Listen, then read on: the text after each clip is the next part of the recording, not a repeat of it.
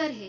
राजा और दास की कहानी। एक समय की बात है, एक राजा ने दो दास खरीदे, जिसमें एक दास दिखने में सुंदर था और दूसरा दिखने में सामान्य सा और गंदा था।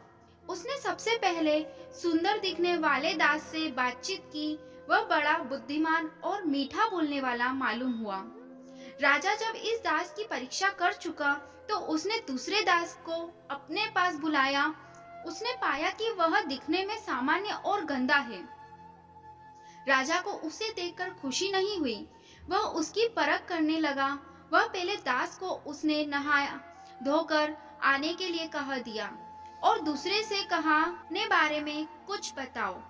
तुमको देखकर उन बातों पर यकीन नहीं होता जो तुम्हारे साथी ने तुम्हारे लिए कही है।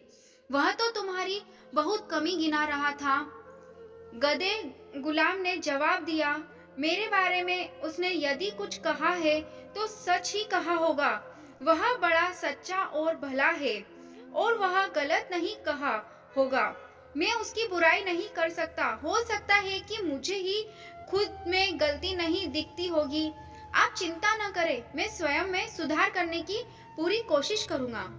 राजा ने उसे कई तरह से उकसाने की कोशिश की, पर उसने यही कहा कि मेरे साथी की अच्छाइयाँ बहुत अधिक है। अब तक पहले वाला दास जो नहाने गया था वापस आ गया।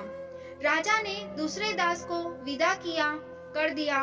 सुंदर दास के गुणों की तारीफ करते हुए राजा ने कहा, मेरे साथी को अचानक क्या हो गया था कि उसने पीठ पीछे तुम्हारी खूब बुराइयां की। सुंदर दास ने चिढ़कर कहा, राजा जी, उसने जो कुछ भी मेरे बारे में कहा जरा मुझे भी बतलाइए। राजा ने कहा, उसने बोला कि तुम दोगले हो, दवा नहीं दर्द हो।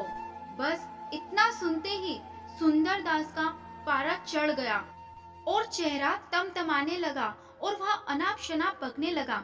वह सामान्य से दिखने वाले गंदे दास की बुराई करता रहा। अब राजा ने कहा, बस करो दास, अब तो हद ही हो गई। वह दास तो सिर्फ गंदा रहता है, तुम्हारा तो स्वभाव ही गंदा है।